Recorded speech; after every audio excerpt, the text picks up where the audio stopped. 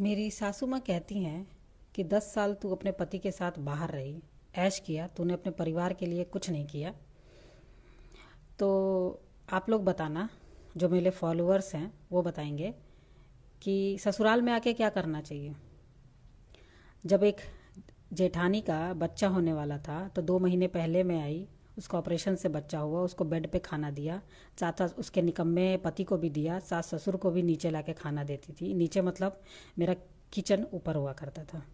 मेरी खुद 3 साल की बेटी थी और मेरा पति पैसे इन्हें डालता रहता था हर महीने।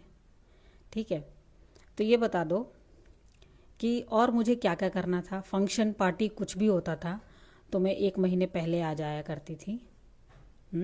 राशन पानी मेरा पति भरा करता था। तो मुझे समझ में नहीं आया तो और करना क्या था, जान देना था इन लोगों के लिए क्या।